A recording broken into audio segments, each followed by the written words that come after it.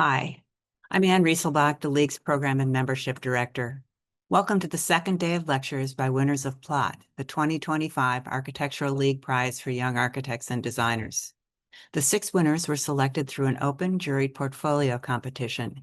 Entrants must be 10 years or less out of an undergraduate or master's program and be based in North America. The competition theme provides a means for entrants to critically frame their work. This year, that meant, to quote the call for entries, a directive for entrants to map out the through lines that shape their work while asking, how is architecture informed by considerations of plot, whether as land, drawing, or scheme? As Rayshad Dorsey, today's program moderator, will outline and the speakers will articulate, both practices speaking today stretch the boundaries of traditional practice to engage and challenge the design community through provocative installations, discussions, and podcasts. On behalf of the League, a huge thanks to the League Prize Committee, Miles Gertler, Liz Galvez, and Rayshad, all recent League Prize winners, for conceiving and explicating this year's competition theme, and for selecting additional jury members, Banaz Asadi, Mario Gooden, Jia Yi Gu, Liam O'Brien, who along with the committee individually evaluated all of the entries and then collectively participated in an online jury session to discuss and select 6 winners from an outstanding group of finalists. In addition to these lectures, winners create online installations, some documenting site-specific installations, others revisiting and reinterpreting past work, part of what will be a range of collection of content available on the League's website, including firm profiles, interviews, and lecture videos. Watch for the latter 2 later this summer. The winners also take over the League's Instagram stories the week before their lecture, which you can find archived in the highlights section of the League's profile. All of the online material was created with valuable advice from and support and lots of time by League staff members Zoe Fruchter, Sydney Combs, and Sasha Portis. Thanks also to Eddie Opara and his team at Pentagram, who designed the competition graphics from the call for entries to the downloadable exhibition poster, which has an embedded QR code that brings viewers to the show. So if you get the chance, please download the poster and post it profligately wherever you can. The entire program, from the competition to the installation, lectures, and related material, is made possible through the enthusiastic corporate sponsorship provided by Judlow, Tischler & Son, and Delta Millworks.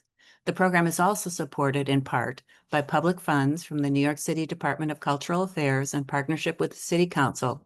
Support is also provided by the Next Generation Fund of the League, which supports the League investment in early career architects and designers and provides unified support for the League Prize, the Emerging Voices, and the League's student and membership programs, and by the J. Clausen Mills Fund of the Architectural League.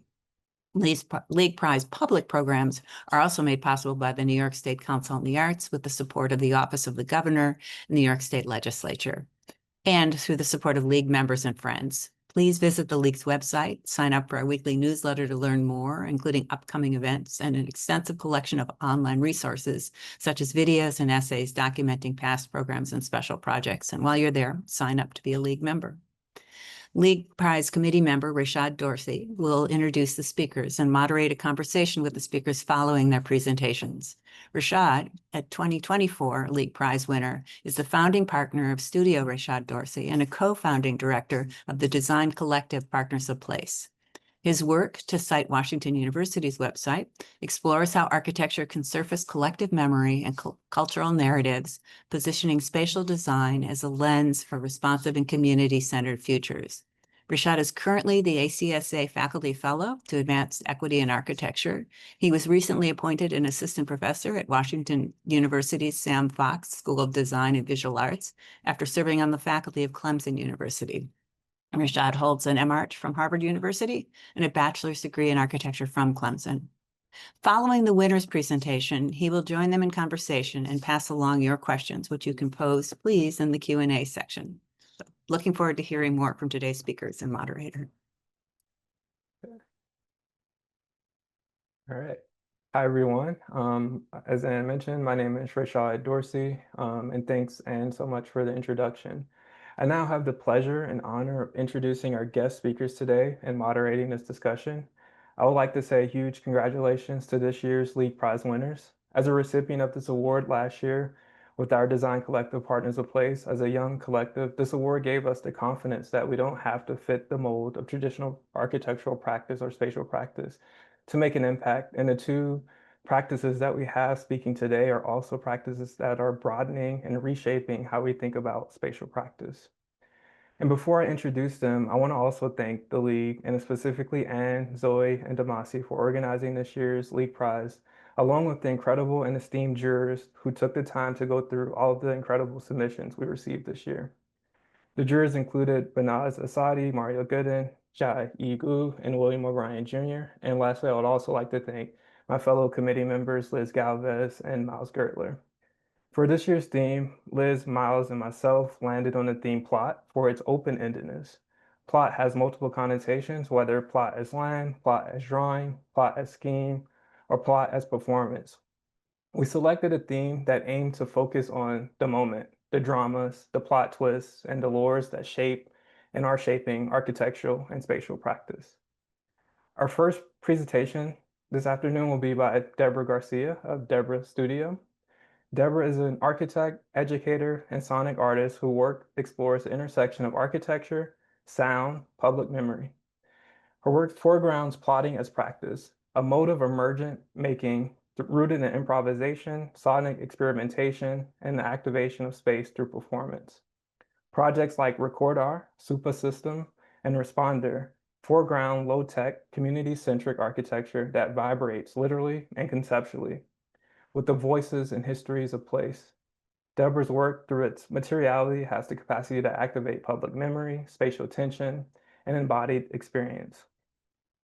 During the deliberations, the jurors were drawn to the oddities and crudeness of the studio's spatial objects, which exist as both functional infrastructure and ambiguous sculptural presence. The jurors observed that these works needed to be felt to be fully understood, and pointed a challenge and a critique within the League Prize award system of how to challenge the challenge of representing experiential and sonic design with the traditional portfolio format. Yet, even with this challenge, the jurors were intrigued by the fusion of performative and functional needs and the deep potential of sound as both a spatial medium and a critical tool. In Deborah's work and creative process, it resists linearity. She states there's rarely a beginning, a middle, and never an end. Instead, her work emerges through what she calls plotting, a method of scheming, connected, and negotiating through scarcity, limitation, and uncertainty. The project rarely begins, or really begins when the plot thickens. She says, when creative tension between constraints and solutions become a generative act, plotting is not just strategy, it is a craft, a politic, and a mode of survival. Deborah holds a Bachelor of Architecture from SciArc and a Master's of Architecture from Princeton University School of Architecture. She currently teaches at Yale School of Architecture and is a resident director of the Institute for Public Architecture in New York. The second presentation will be by Otros Entregables, which translates to other deliverables, founded in 2023 by Karina, Caballero, and Camila Ulloa Vásquez, based in Mexico City. Otros Entregables is a transdisciplinary platform based in Mexico that challenged traditional architectural delivery,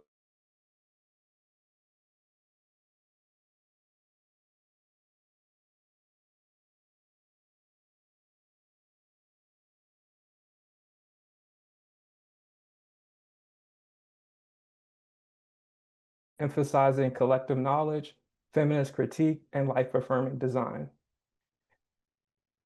Uh-oh. You lost me, or am I back? Okay, sorry. Yeah, so Otros Entregables, I'll start over. Is that where I got lost? Maybe introducing you guys or before then? Okay. Otros Entregables is a transdisciplinary platform based in Mexico City that challenges traditional architecture deliverables by creating and curating and amplifying non-hegemonic, peripheral, and care-centered spatial practices. Through podcasts, public talks, pedagogical workshops, and exhibitions, they question architecture's authorship and format, emphasizing collective knowledge, feminist critique, and life-affirming design. Their work transforms storytelling into architectural method. The work intentionally amplifies voices and deliverables that traditionally are excluded from architectural's dominant plot. The central question that was raised in their submission is not what architecture is, but who it serves and how it listens. Jurors highlighted the word intentional focus of architectural discourse and its deeper political stakes that emerged through conversation. Like Deborah, we also felt like this submission raised an unresolved question in awards like the League Prize, in which is what kinds of labor are we recognizing in awards like this? How do we honor discursive, educational, or activist platforms and practices that doesn't necessarily need to be manifested in a built form? We saw this work as a quote unquote classic example of typically of what is not awarded, and perhaps one of the challenges, and perhaps challenges the one of the very structures of award systems and institutions. In the words of Otros Entregables, we prefer not to be part of the current architectural plot, but rather rewrite it, to be continued. Karina holds a Bachelor of Architecture from the Universidad Salle Pachuca and is currently a visiting professor at the School of Architecture, Art, and Design at the Tecnológico de Monterrey Querétaro campus. Camila holds a Bachelor of Architecture and a Master's of Architecture from Pontificia Universidad Católica de Chile. She is currently an Associate Professor of Theory and History at the Universidad Autónoma Metropolitana and an Associate Professor at the Universidad Anáhuac, Mexico. In the works of both Deborah, with DEBORA.STUDIO and Camila and Karina at Otros Entregables, it has shown us that architectural plot doesn't have to follow a linear path. It can be a sonic feedback loop, a soundtrack, a podcast, or a shared conversation. It can emerge from scarcity, speak through silence, and move through the body, not just planned sections or computer-aided drawings. You all have reminded us that spatial practice can be a refusal and a reimagining, a refusal of hierarchy, singular authorship, and extractive labor, and a reimagining of something alive, joyful, relational, and deeply human. With that, I'd like to pass it off to Deborah to get us started.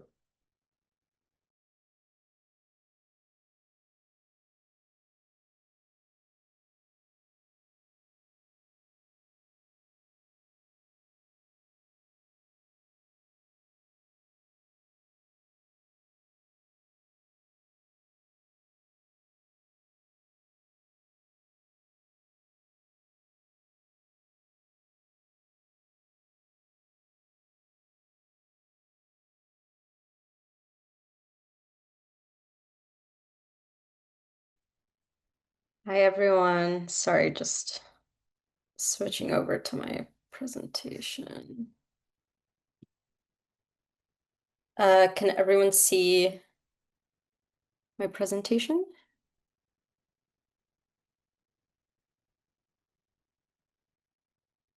Yes, looks good. Okay, awesome.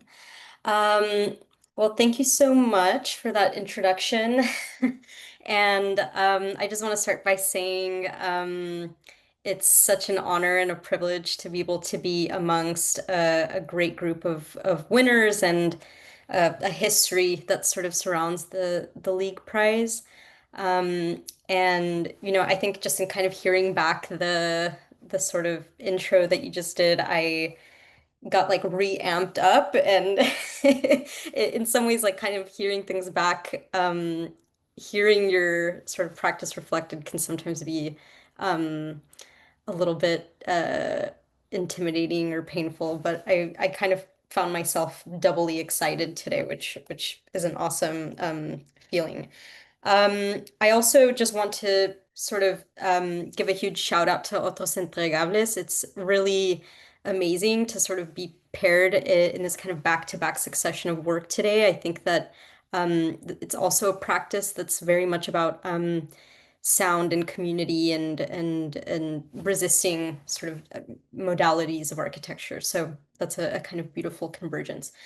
Um, I'll jump in. I think I this year's theme plot really kind of hit home for me. I think I kind of have sort of approached today's lecture as a quick dive through some of the most recent projects that I've been doing, but maybe thinking about an overall strategy as a young designer towards making and producing and working with others. And I think doing it for the plot is a really great kind of summary and an approach and maybe a sort of battle cry, I think, in some ways, a kind of modality of doing it and maybe thinking a little bit less at the beginning and processing later. And in some ways, I think today feels like that, an opportunity to process work that I've been kind of furiously and rapidly doing for the past, now maybe 4 or 5 years of kind of sound specific work. Um, so I'll just jump straight in. With this image. So this is a photograph titled Mujer Ángel, Angel Woman, taken in the Sonora Desert by Mexican photographer Graciela Iturbide. It's a photo that sort of came into my periphery quite recently from a friend of mine, an architect, Jose Ibarra, who kind of at some point sort of pointed me towards this photograph and said, this kind of reminds me of you. And in some way, he gave me a really kind of beautiful sort of image to ponder, and then I've kind of been keeping in my back pocket and maybe in my breast pocket close to my heart a little bit. In some ways it's a kind of metaphor deeply for the things that I love about sound, but what I really love about this image is she's holding a tape recorder with her into the Sonora Desert, which is a like many deserts, really unforgiving, intense landscape. It's really a question of what I like about this image, or what I feel in this image, is this question of what do we carry with us? How do we decide to carry things? How far do we choose to carry things with us? The weight of carrying, this idea of sort of sound as a vessel and sound as a container, I think is really something that I have kind of held on to in my kind of earliest thinkings of why sound felt architectural to me, or why sound felt like an architectural tool. And so this image, I think, really brings together that idea of sound as vessel, but also brings home some of the particular body questions, right? That it's hard to carry things, it's heavy to carry things, and in some way, choosing to carry things is in and of itself a kind of endeavor. I think the other way I've been thinking about sound has been about the city and sound as an indicator for things happening below the surface. I really have been interested a lot in infrastructure, and I think this image in particular is kind of tied to an ongoing project that I've been working on most recently this year, titled PSI, which is really about pressure. And the kind of idea of the project is called power per square inch, and thinking about the kind of deep pressure under the city. It's much more about my connection to New York and thinking about the tension of an infrastructure that's sort of has reached its point of max capacity in many ways.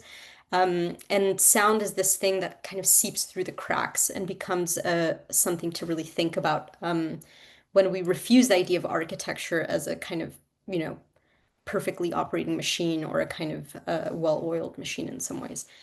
But this question of how sound and architecture collide, began for me during my time as the Marion Mahoney Fellow at MIT. And during that time, really spending a lot of time researching how sound is used as a tool, how sound is used in a lot of ways as a kind of testing device, and the kind of strange spaces that have emerged out of that. This is the anechoic chamber at MIT.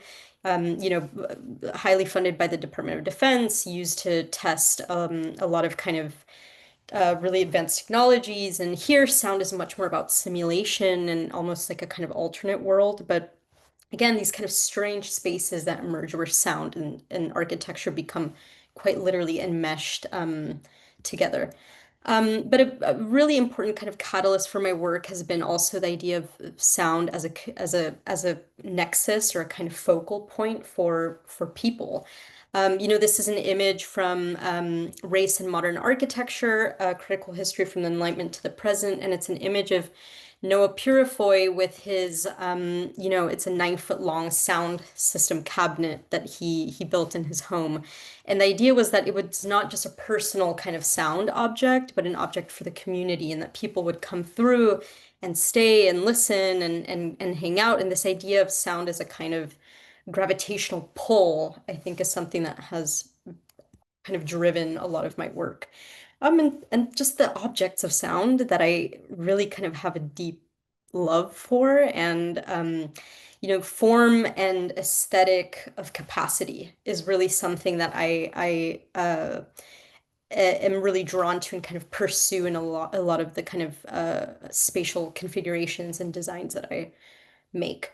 But a lot of it is also grounded in a history of place. And, I'm from Los Angeles, grew up in Los Angeles, and one of my first kind of core connections to sound really is connected to sound systems, both kind of sound systems deployed for parties and backyard party, quinceañera sound systems, the way that the world around you shakes with some of these sound systems, but also lowriders, cars, really like, tricked out sound systems that you hear them before you see them. And really there's a sense of rushing to the window or trying to spot the sound source, and the sound source is gone before you've even had a moment to reach a moment where you might see it, right? This idea of elusive sound, moving sound, temporary activation, is so important to me, and I think really in some ways undoes particular ideas of the way that we should approach activation or installation, and rather, in some ways thinking about it as an active back and forth, and one that is truly, truly temporal. And maybe to go back to the kind of intro, this idea of, I think in thinking about something elusive, it's also something that's hard to experience without the body, right? And in moments. So I think a lot of my work also takes that on. But I'll just, run quickly through some projects. This is one of my first kind of prototypes that I started to focus on at MIT, which was the idea of a sonically activated throne, or almost a kind of a super scaled chair that could be arranged in space that would both record itself and play back. So it would become a kind of feedback loop, and that these objects would relate to each other and could have different configurations, from, a sound wall to a kind of super table, or this idea of a kind of stage, a performance space that could be made up of these objects that could be rearranged. These were early prototypes that came from a lot of testing, learning how to wire, learning how to work with sound, and really MIT was kind of the perfect place for that as a researcher. And ultimately led to this project, Recordar, which is the first kind of custom sound system that I built. And recordar, had the capacity, or recordar comes from this term to record, but it's also taken from an Uruguayan poet who talks about recordar as passing back through the heart. And for him, it's a lot about history and sort of revisiting history.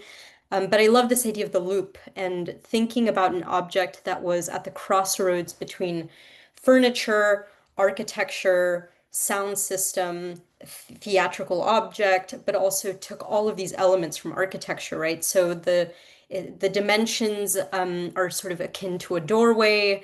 The bottom of the object really feels like a kind of stoop. And it takes 6 different speakers and different kinds of speakers and integrates them into one form. And the idea, again, was not of a cohesive sound system, which traditional sound systems often feel like they're going towards kind of hi-fi perfect sound. This was really about lo-fi. It was about the cracks and the seams and places where the sound really kind of almost vibrates the object. And then really, this was one of our first kind of assembly tests in Cambridge and in Boston one night. We really tested taking this object to a gas station and putting it together, which was a kind of adventure. And we were able to, put it together in under, I think it was something crazy, like 7 minutes. So I knew that this object was going to travel. It was at the heart of my exhibit Columbus project, which was going to be a full-scale building activation with the object. And so it traveled, 930 miles or whatever from Boston to Columbus, Indiana, where Recordar became Responder. And Responder was a conduit for the Cleo Rogers Memorial Library, where I really spent some time with this building, a lot of time with this building, kind of exploring and thinking about the sound system as a vessel for the building speaking, and literally thinking about what does it mean for a building to speak, and for all of a sudden this building that's also such a resource for the community and is such a kind of civic architecture, what does it mean to kind of give it a really kind of body moment? So the speaker was installed for 3 months. I spent a lot of time thinking about this building, and sort of thinking about the placement of the speaker. And there was this great sunken courtyard near the children's entrance of the library that had this immense sort of overhang with a crazy waffle roof that just this space bounced sound in such a wild way. And it was really a beautiful, perfect place where it was not only the speaker acting like an instrument, but it really turned this whole space into an instrument. The way that sound bounced, played back against the brick and the walls was just insane. But I spent a lot of time listening. So, I'll show a little fragment of some of that kind of exploration in the building, recording, listening, recording, a kind of process of first listening to the building.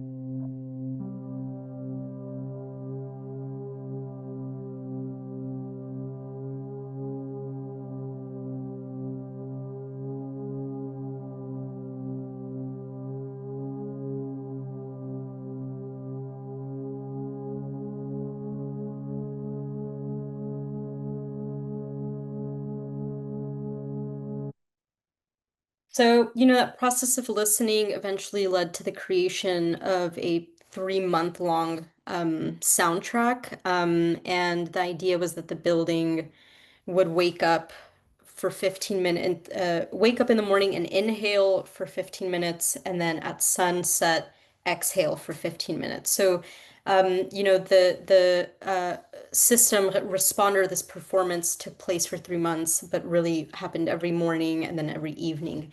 And the idea of inhale, exhale was a kind of, process again of thinking of a building, speaking, taking a breath, taking a rest, a resource, almost in some ways taking a moment. Yeah, and it produced a lot of different things, but you can go on the website, and my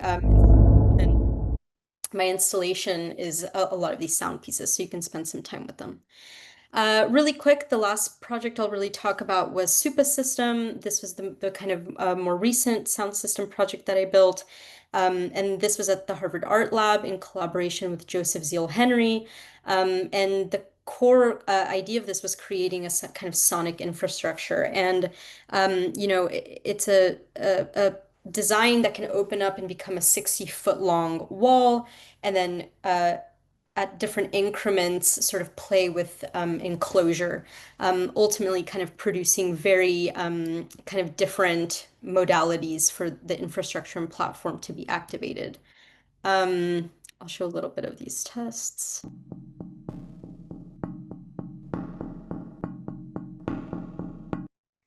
And I was interested in this kind of, with this project, sort of testing interacting, playing with a structure that also kind of equally bounced sound, and the frame in some ways became an instrument as well. but really a kind of, a play on enclosure and reconfiguration. These are some stills from a film made with that Joseph Zilhenry and Malachi Pearson directed and made, with a performance choreographed by Grisha Coleman at Harvard Art Lab, and again, kind of showing the different iterations of this project in its different lives. But I will quickly just end with, I think a sort of transition. A part of my practice has been this idea of transducing buildings and structures and spaces, listening, recording, and then playing it back, remixing, thinking about the kind of collision of time and space through sound. This was a project where we recorded the demolition of the Met Warehouse, which is going to be the new home of the Department of Architecture at MIT, and sort of thinking about past lives, future lives, and a kind of contemporary moment clashing together. But what I'll end with today is, this practice of sort of listening, playback, feedback, and in some ways vibration and shaking space. And then the collision of it with my most current sort of work that I do as residency director at the Institute for Public Architecture. I kind of thought today about how do I bring these two practices together and how have they collided? In some ways, this opportunity today to think through my work has maybe kind of asked some questions about how does this translate into other roles and other parts of my practice. This was a picture I took in my first week in the job, which was taken in the moat of Fort Jay on Governor's Island. So the residency program that I direct is at the Institute for Public Architecture at the Block House, which is on Governor's Island.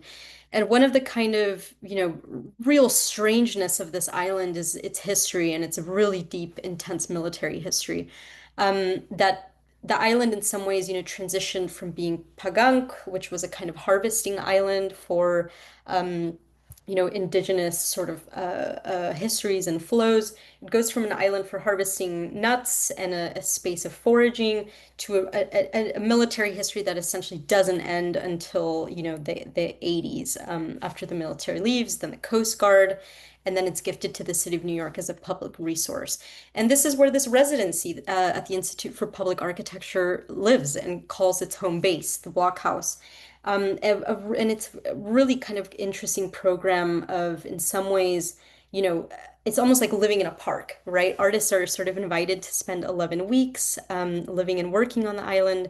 And my role through has become a sort of, both a kind of curatorial endeavor, but a way of sort of thinking about the kind of systems and structures that sort of seem to haunt this place and finding ways to work within them. So it's been a big journey of working with different artists. Sarah Dunham's Only You project, bringing message to facade. Jessica Martin, who took a lot of forms across the site and began to activate them in space.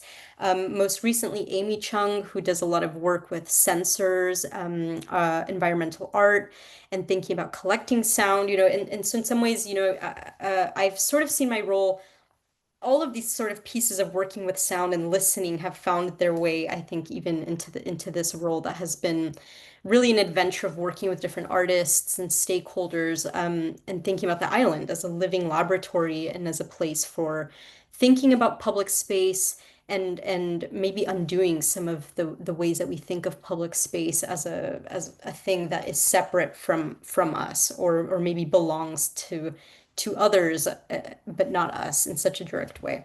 So in my short time there, I've worked with different people. A lot of one of those people is an artist and a food sovereignty focused artist, Zacarias Gonzalez, and we've focused on making a dinner series that activates different parts of the island through different events and kind of activation in space.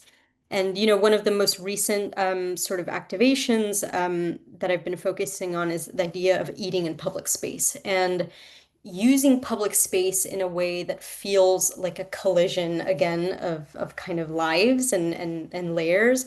But for me, and maybe one of the places that I'll end is this. I think that for me, in all of this practice of sound, and now in this practice of thinking about public space and public activation, I really think right now there is no version of a radical or relevant public work that focuses on public installation or public art or public activation or public, programming that does not ask what public and for who, what is public and for who, and who is this public, right? Especially right now in the last couple of months, where public space has become a really vulnerable place, a place that is, at any moment a space of possible incarceration, possible deportation, possible violence. I mean, not that public space has not always been that, but ultimately, I think that all of these layers begin to converge, right? And this question of public space is more important than ever.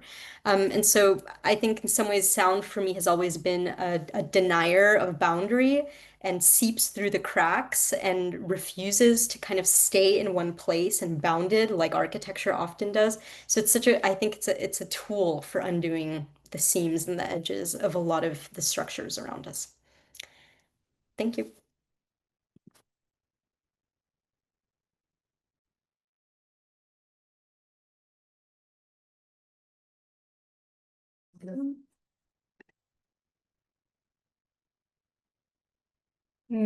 Hi, everyone. Thank you so much to the Architectural League of New York for this incredible opportunity to share our work and reflect on emerging forms of architectural practice. Special thanks to Anne, Zoe, and the entire team involved in organizing the League Prize for all their support throughout all this process.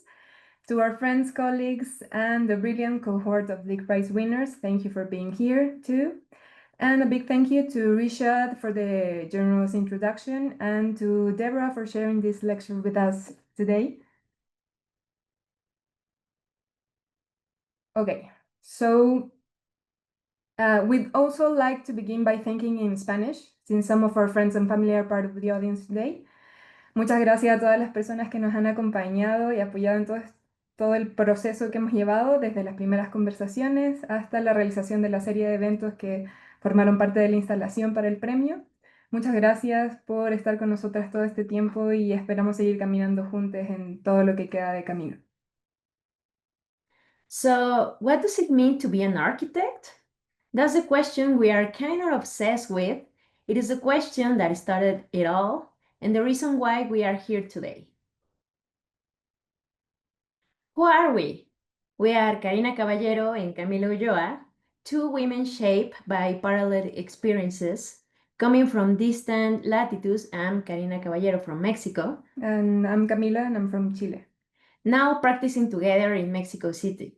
Our collaboration began with a shared discomfort, a feeling of not being represented in the dominant ways architecture is taught, practiced, and valued. So in 2022, we created Otros Entregables. That is a platform that archives non-hegemonic and peripheral imaginaries and projects, questions the formats of deliverables in traditional architectural practice, and transforms the architectural plot. We collect what is the other, the non-hegemonic, the invisible, the silence, the peripheral, and we express it through diverse outlets that question the ways in which we relate to built and unbuilt space. By this time, our initiative is an online platform that archives alternative design by products like research, text, objects, drawing, etc. that seek to network like-minded unconventional designers. We bring together interdisciplinary teams and engage them in projects while also creating a space for those who are often excluded within the architectural practice. We identify individual talents and needs, encouraging them to form alliances that help them develop their strengths. Our goal is to foster win-win situations in partnerships where team efforts inspire individuals motivated by the opportunity of professional growth.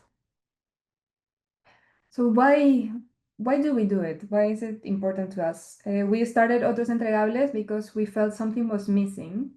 In our work experiences, we saw how little space there was to question architecture as it is traditionally practiced. So through conversation with friends, colleagues, and people who had already stepped away from traditional roles, we realized that this was a shared feeling.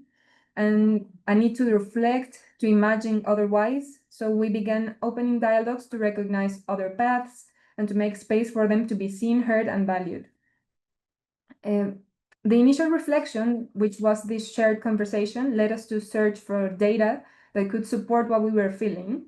According to 2024 data from the Instituto Mexicano para la Competitividad, only 38% of graduates from architecture and urbanism programs in Mexico work in the construction industry. So the remaining 62% are building knowledge, policy, community, and care in other areas, from public service and education to commerce, culture, and environmental advocacy.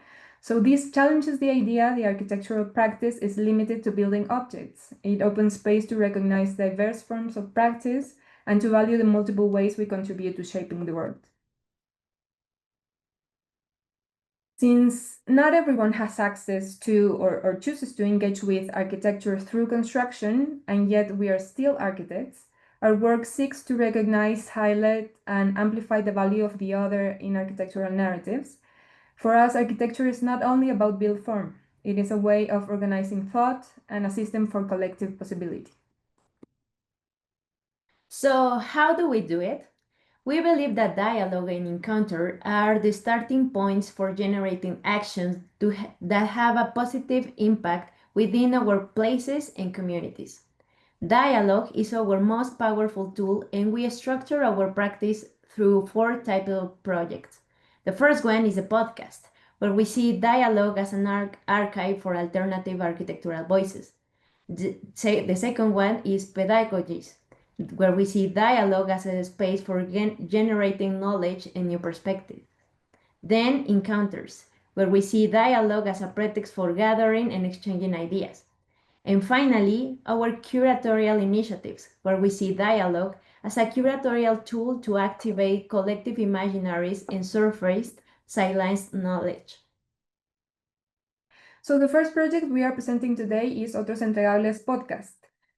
Our commitment is to a practice that listens, connects, and transforms, one that turns platforms for dialogue into tools for design and restores the built environment's capacity to care. Our podcast is the first outcome of our online platform connecting unconventional designers. It debates assumptions and issues around design thinking in architecture, inviting new perspective beyond traditional practice.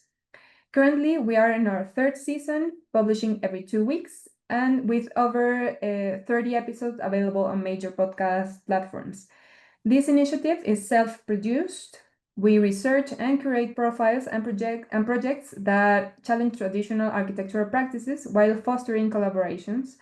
We design the discussions, edit the episodes, and manage communication through digital platforms, including social media. We organize our podcast episodes into 3 categories, all under the idea that architecture is also heard. First, we have conversations.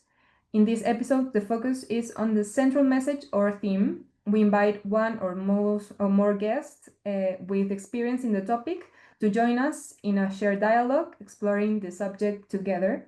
Then we have interviews, that these episodes highlight the personal stories and journeys of our guests. We like to go deeper into their processes and what led them to practice architecture the way that they do. And finally, Urgent Matters covers topics that are critical and need to be addressed immediately in architectural practice. These episodes aim to spark reflection and action around pressing issues. Every episode of our podcast starts with a simple but powerful question. Do you consider yourself an architect? This question opens an open space for dialogue about the many different ways to practice in the spatial realm. Our guests come to us in different ways. Some are invited directly by us, while others reach out because they want to share their practices with us. We find their work valuable, and then we agree on a day to record. And some recordings happen in person and others over Zoom. While our focus is on Latin America, many of our guests live and work in different parts of the world. Throughout these episodes, we've explored a wide range of topics. This includes architectural education and training, research and architecture as an expanded field, curatorial approaches, dedication to representation tools and narratives, collaborative work and social production of habitat, and architecture's intersection with other disciplines, among others. We also develop a social media strategy to communicate what happens in each conversation, and this includes introducing the guest, showcasing the key deliverables, and sharing selected standouts quotes from the episode. We now move on to our second series of projects, which are closely tied to our pedagogical and our ongoing conversations with students and academic institutions. We approach teaching as a mutual process. What we bring to academic spaces is a conversation shaped by our own questions, uncertainties, and experiences, especially those moments when we felt we didn't fully belong in architecture. Through these exchanges, we try to open space for students to recognize that there isn't just one way to be an architect, and that reflection, care, and criticality can also be part of practice. Many of our talks begin with a question we ask on social media, something simple but open, like, what's something you were never told in architecture school? Or, as a female architect, on what occasions have you felt silenced? The anonymous answers we receive become part of the conversation. We use them to build a collective reflection, weaving our own experiences with those of others. This approach allows us to question dominant narratives and bring forward perspective on gender, care, and the many ways architecture can be reimagined. We now move into a third group of projects, those that take shape through encounters. These are conversations, workshops, and informal gatherings where we come together to share experiences, ideas, and questions. For us, these events are a way to create space with others for forms of connection that don't always fit into academic or professional structures. We believe that bringing together, even briefly, can shift the way we relate to architecture and to one another. Our encounters take many forms. One of them was the closing event of our first podcast season, where we invited past guests to reflect on how their practices have evolved and the role conversation, like the one we have, play in those shifts. Another example is Consecuencias, a public event we organized with Olobiante and Seed Collective to question the extractive logics of architectural production. We invited voices from outside and inside the discipline to reflect on the impact of our work and imagine ways of building that restore rather than damage. We seek alternatives that shift paradigms around sustainability, enabling us to design and build in ways that restore ecosystem and share habitats. Can architectural practice truly create change? How? Those were the questions that led our event. We encourage an open dialogue, but also learn through a planting activity. In each of these spaces, we aim to hold critical, situated, and open conversations, ones that resonate beyond the event itself. Finally, we would like to share a series of curatorial projects where we explore how listening can also be a curatorial gesture. Our work often begins with voices that are not usually present in traditional architectural spaces. People whose ways of thinking and doing challenge dominant narratives. Through these projects, we try to build platforms that amplify those voices and propose other imaginaries to the discipline. Our most recent project is Thus We Advance Harvesting Our Caravans, was a curatorial project made in collaboration with Alberto Ortega that presented the work of Leticia Pardo and Inés Vásquez at Mass Context Gallery in Chicago. This exhibition critically documents architectures produced by Mexican communities in Chicago and families in Vistahermosa, Jalisco, Mexico, financed by remittances migrants.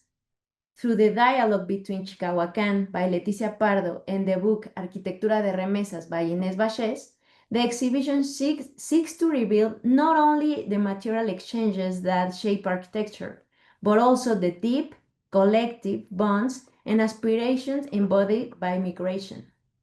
The exhibition presents a series of architectural drawings of facades, altered by intervention made by Mexicans and displayed through full-color photomontages.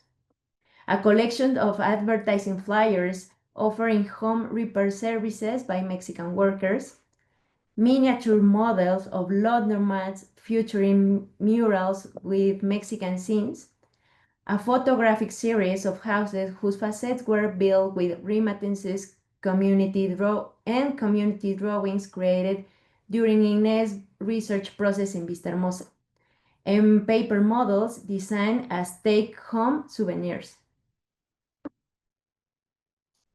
Thus we advance, harvesting our caravans, rejects the false dichotomy between informal architecture and form.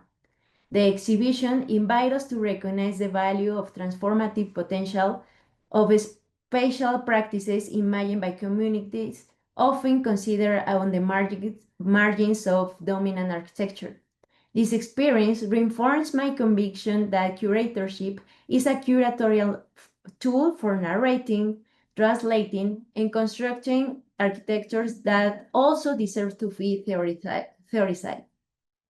Thanks to our public program, which included podcast interviews, radio interviews, roundtable discussions at mass context, and guided tours by Leticia Pardo, the exhibition opened up the dialogue with a more diverse audience. It invited to question the architectural canon. Who gets to produce architecture, and what does the profession choose to value? To close, we'd like to share two other architectures, the project we developed as part of the League Prize. It is a series of 6 projection events held in architecture schools across Mexico City and Querétaro. This was not a built object. It was a collective event, a temporary intervention that transforms part of school into spaces for encounter, reflection, and dialogue. Built from the responses of the students and young architects, the installation turns institutional walls into surfaces for public thought. It challenges the idea that architecture is only physical.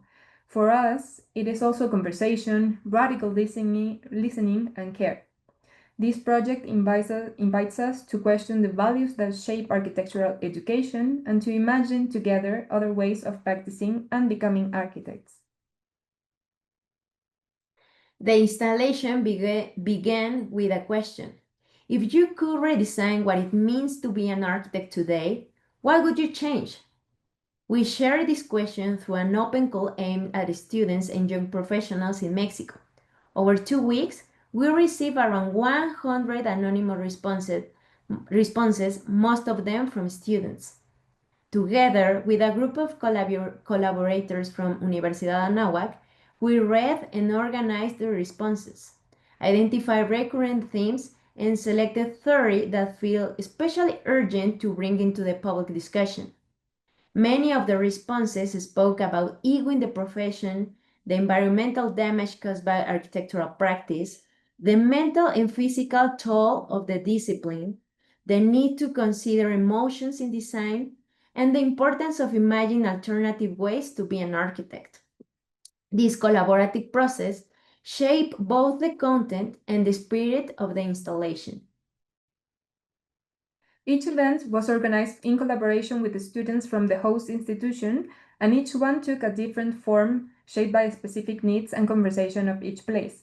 In Querétaro, we ran a workshop with final year students where we built a collective manifesto and artistic interventions grounded in their own lived experiences. At Universidad Anáhuac, students selected 5 key themes from the open call responses and led a small group discussion, ending with a participatory mural of reflections. At Universidad Iberoamericana, the intervention was unannounced. We surprised the students with a projection in their shared spaces, creating a moment of pause in the middle of their finals that sparkled spontaneous conversations around projected phrases. At La Salle, we responded to a shared feeling of disconnection by designing a 360-degree projection that reactivated the sense of community lost during the pandemic. At UNAM, we used a curved transitional wall to slowly draw people in. The projection led to an open discussion between students and professors about how to rethink the academic curriculum. And finally, at Proyector, a curatorial platform and exhibition space in Mexico City, We invited the Mexican offices that have received the Architectural League Prize and emerging voices in recent years to reflect on the voices collected from the schools. What emerged was a cross-generational dialogue about authorship, ego, exhaustion, and how architectural education continues to shape our ways of practicing today. Finally, to conclude our installation, we created a manifesto that brings us back to the initial question, reflecting on the ideas we gather about how we should question and redesign what it means to practice architecture today. So, if we could redesign what it means to be an architect, we would dismantle the myth of solitary genius. We would replace legacy with care, signature with community. We would stop designing for the powerful, stop preserving systems of exclusion, mask as education, culture, or prestige. We call for a social, empathetic, and equitable practice. We demand mental and emotional health. We chose sustainability over spectacle. We design experiences, not just objects. We will unlearn the canon. We resist the single narrative.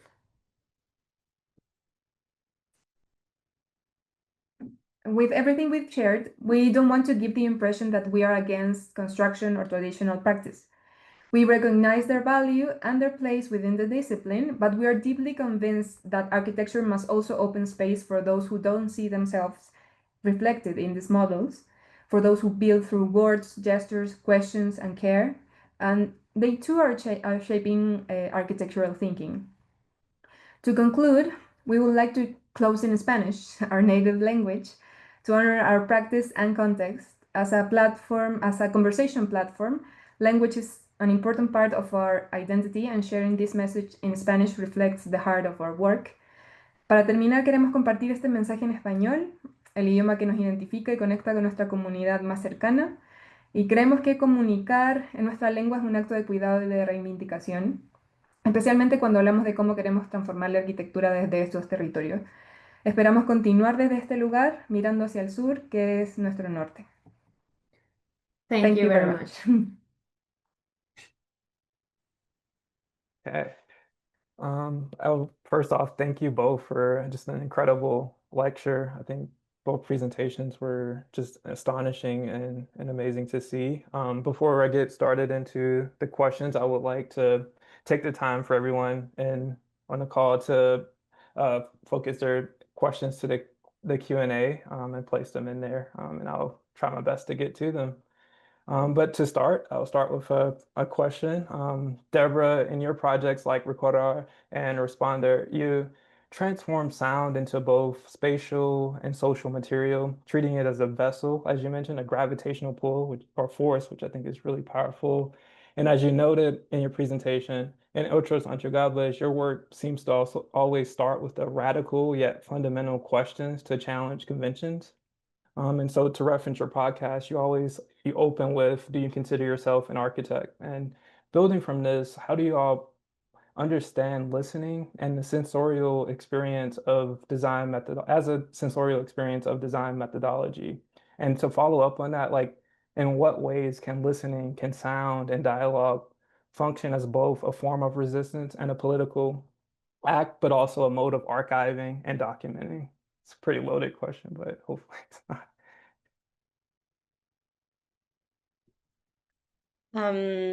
I'll jump in. I think it's a great question about listening. I think maybe, there's kind of two versions of where I would answer this. I think the first is, for me, there's always a really kind of material core that is interesting to me, where sound and architecture collide. A lot of the recordings that I have done, in particular with Responder, it was ventilation systems. So it was recording ventilation and then playing it back as something that felt like a sigh, right? Or an exhale. And to all of a sudden translate, let's say, ventilation into breathing, I think that for me, there was a kind of bodily and a kind of like political question in there, which is, what are the systems that architecture takes for granted? What are the systems that exist below the surface that we often don't think about? And the fact that these systems really have such a deep power over the way that we live our lives. And, you know, for me, I think looking at the built environment right now and thinking about hermetically sealed superstructures and the kind of core kind of undoing of what that means for bodies in space, and maybe a kind of rejection of thinking about bodies as vulnerable um, um, realities, is something that for me, you know, I think that's where some of the tension lies, is I think in listening, we can attune ourselves a little bit better to hearing the cracks in the system, I think. And all of a sudden that becomes a tool for being able to be strategic and surgical and be able to find places for intervention that can be, I think, not only a sort of material architectural strategy, but a political and a very real one that can be tactical as well. So for us, I think that with our professional experience, we realized that, especially like in public space where we relate with Deborah, most of the projects didn't like respond to people's necessities. So for us was like, what is happening? Something is there like missing or is not matching with people. And also like working in architectural offices, somehow we felt that some voices weren't listened. So our mission with, especially with the podcast, was that we need to a radical action of listening, so architecture can learn from it. And it's funny because when we did this exhibition with Architectural League and we received all the responses of the students, one of the most common response was the ego. So I think that as an architect, when you work and with ego, and you can listen to others because you are sowing your own ideas and your own ways of thinking. And also we think that academia and also social media like reinforce those idea of ego. So we wanted to make like a fracture of the system and started like our practice with the concept of radical listening. Yeah, I think because of course listening means to have also someone that, I mean, someone is producing the sound or the words, I mean, is sharing this through that medium, and then other is receiving that. And for us it's very important, that process, because it's a conversation. It's the place, I mean, we also think about Rita Segato, the writer and anthropologist Argentinian, that she has this book that is To Think in Conversation, or To Think Through Conversation, Pensar en Conversación. So we, as we have been experiencing all this conversation, we see that we are creating, or more than creating, we are opening space for thought or for critical thinking through just a simple act of conversation. So we think, or we embrace the idea of the importance of having these spaces to share through conversation, because architecture is mostly about image. So we sometimes forget that there are other ways of experiencing architecture.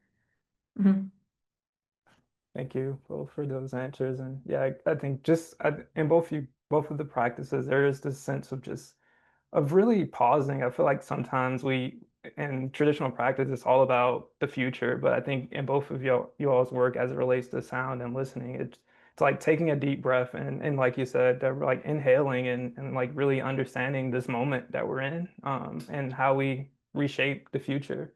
And so we do have a question in the chat from Magdalena Picasso. She states, for both of you all, what resistance do you both find from traditional architectural practices? And specifically for Camila and Karina, do you sense resistance as bringing other discussions to the table, such as labor conditions in architecture and architectural teaching and learning?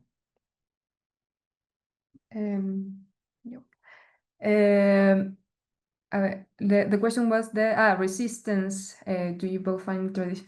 I mean, one of the first ones, the one that maybe motivated us to start Otros Entregables was the little space to practice in other ways. I mean, other ways in terms of not drawing plans, doing renders, models, projects that are supposed to be built at the end.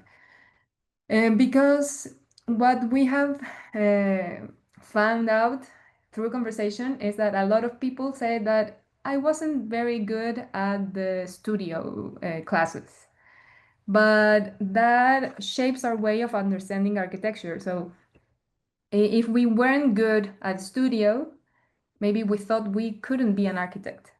And that also happens in firms when we were working there. I mean, if we weren't very good designing, what can we do in those spaces, in those ways of doing architecture? So that was, I think, the first one that we come up, but in the sense of resistance after bringing, do you sense resistance after bringing other discussion to the table, such as labor condition and architecture?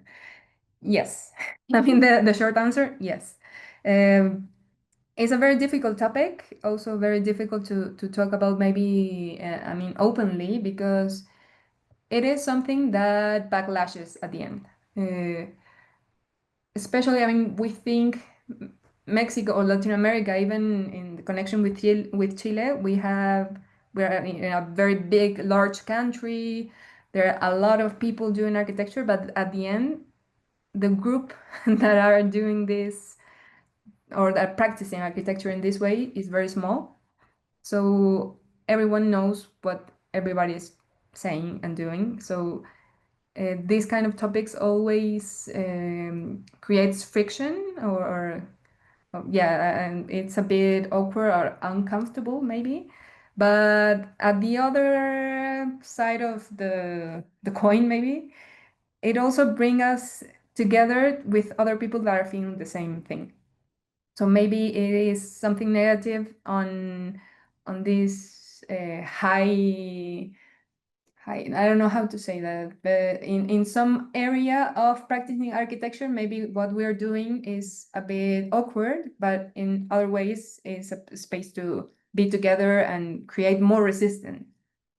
Yeah, I think that yeah, it's been a challenge, you know, like there are a lot of resistance, especially with some generations, right? Like people like older than us is like how can you practice architecture and not building? Like architecture, if you're not an architect if you don't build something. But for us, it's a time for pause and to think, okay, we can build, but why? Like with what resources, from where, who gets to build? And especially in Mexico, where mostly 70% of the spatial construction is made not by architects. So what is our role in building, right? So yeah, I think that it's a lot of resistance because most of the projects that we see in magazines or social media or whatever is made from privilege, you know. So when you questions those privilege, people get used to feel like you are like doing things against them.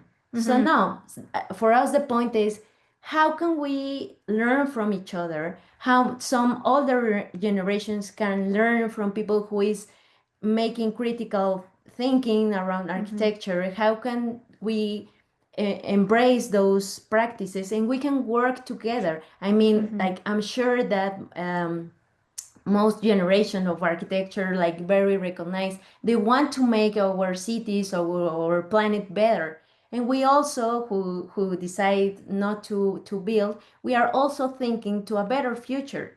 So why don't we radically listen to each other and we learn from each other? So that's our point. Like, how can we work together? Or maybe it's that binary like thought, right? Like, or either you build or you don't. But no, there are like a lot of in betweens, right? So for us is to yeah, maybe an act of bravery to to speak about these issues, especially like exploitation in architectural films. Like we are used to work in those like models, and we at the beginning when I met Camila, I thought that it was only like this exploitation in Mexico. When I met her, we were like, no, also in Chile happens. And when we were talking with more people, we realized that it's not like just in Mexico or one city. It's like in all countries. So what is happening? What is the thought that is behind those extra hours, you know? Like so we our mission is try to make like um critical thinking behind that, like why are we doing this and how can we practice architecture from a different view, like maybe not in a capital way.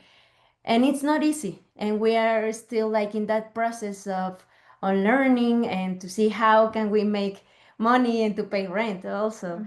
So yeah, for that I think that this prize was especially special for us. Well, really amazing for us because it means that maybe there is a shift of who are also we awarding in architecture. So yeah. Yeah, Deborah, do you want to take on that question I too? mean, I just a tiny bit, but I agree so much with everything that Karina and Camila have brought up. I mean, I think, it brought to mind how many times I've been asked, so when are you going to turn this into architecture? And I mean, it's such a funny question, and I agree. I think there is also a generational part to that, and a power part. Like, I mean, a lot of the worlds that I have sort of been oscillating within our architecture, but also, there's some of this that also tends to maybe have nearness to almost like kind of furniture or kind of installation work. And then there's the sound space, which the sound space is so male dominated and so intensely built on a culture of like high fidelity and sort of which is tied to money and tied to I think also a kind of attention to things that feel like you're putting value into particular a sort of set of values that has to do with quality or with execution that ultimately I think has nothing to do with capacity or performance or ability to create something that's it's really active and relevant, right? So I think that yes, this question is really powerful. I agree that something is shifting. I think that practices are just much more fluid and much more expansive. And in some ways, the ways that we used to think about architectural firms or architectural studios is just no longer the case. I mean, this prize is literally the first time that I sort of thought about my work and I had to say, okay, am I a studio? Am I a firm? What is this? And I tacked on studio, much less thinking about like a studio as a firm, but also almost thinking about studio as a like I don't know, something a little bit more the ability to just have collaborative fluidity and almost work like a production studio, right? Where sometimes things align and that convergence is in and of itself so valuable and powerful because making anything in the world right now is a huge feat, right? And even an event, right? In an event in a school, temporary installation, a build. I mean, not let's not even imagine buildings at this point, but I think that architecture is just transforming and it really has to transform to ultimately um, work in a world in which I think so much material and economic and political flow feels like it has a momentum and an inertia prior to us that is unstoppable. And I think we have to undo some of those preconceptions and understand that we must shift if we imagine a world in which we can operate outside of these systems. So yeah, I think a lot of it has to do with, not only is there resistance from traditional practice, I mean, there must be, because traditional practice, I think, is in some ways no longer possible. And maybe that's a good thing, I think.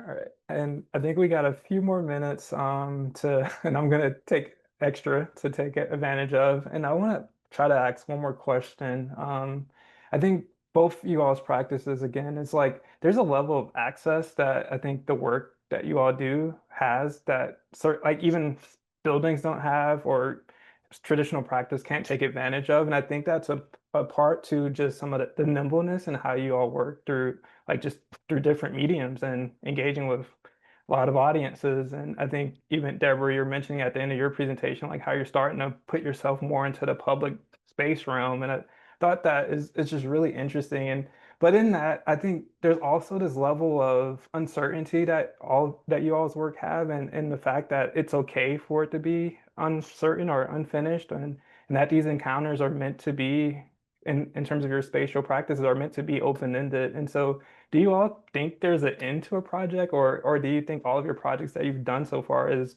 a kind of a lasting kind of project, a life project, I guess?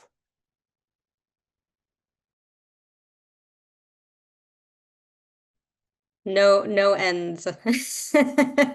No ends. I think never ending. I think one for me, projects continuously keep building on each other, which means it's sort of one thing that has many lives and or I don't know, maybe it is many things, but I think uncertainty is a part of, and maybe to go back to this term plot, which I think is so good. I mean, uncertainty is such a big part of our world right now, and the world that we have entered into as designers and thinkers and practitioners. And for many of us, working within scarcity and from a place of scarcity is something that, I mean, for me, I carry it from the way that I have been as a human in this world and the way that I kind of existed within an architectural education that often wasn't prepared or set up to kind of support students like me that were not from a background in higher education, or didn't have a kind of generational knowledge even of what that meant in the United States. I mean, there's just been a kind of approach in these spaces and finding not only ways of surviving, but ways of I don't know, infiltrating and taking some of this as a space for agency and work. So I think that this idea of uncertainty is just it's in us, and I think that playing in the uncertainty is just a modality of creative thinking, and I think that this is really powerful, especially in a moment right now where uncertainty it becomes more and more embodied and more real and more bodily, and I think that now more than ever if you understand the embedded uncertainty, you can also, I think, find methods for care and methods for support and methods for awareness and remaining within your agency. So I think a lot of these things are paired with one understanding that knowledge is really powerful, and two, finding ways of using the tool sets that we have to enact work and thinking that can be, I think, really useful and productive in a moment like right now. I remember that on the first episode we did of the podcast, we said like this is an open conversation. This is an ongoing project, like a live project. We don't know where it will end, and we don't know exactly when it started. So yeah, for us it's like a process. We don't have anything figuring out. Like we are like sometimes a friend like tell us like, oh, are you interested in doing this, or we share some I don't know, like goals or yeah, goals, so we work together where we are, especially because of the podcast, we are listening constantly. So some people said like, oh, we want to do this, we want to do that, and we are like trying to do all those projects. But as Deborah said, like sometimes inadvertently or sometimes like the way we live in Latin America, that we need to improvise like a lot.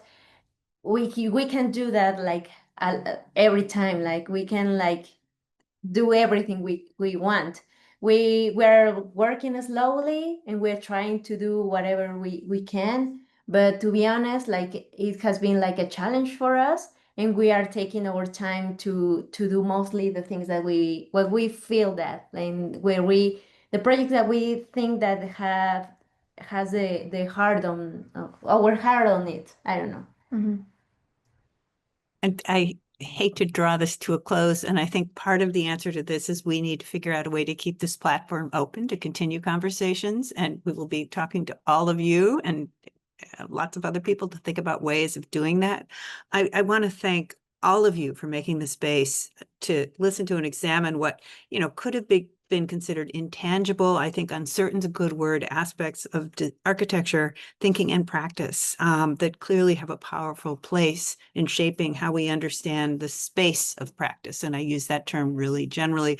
I think it's interesting to think about next week, and please come back, same time, same place next week, when we kind of flip this and two different practices who deal very much with kind of tangible experimentation, but in both cases, linking the two, the idea of participatory design and action, when David Costanza and Balsa Crozetta Piazzi will be speaking.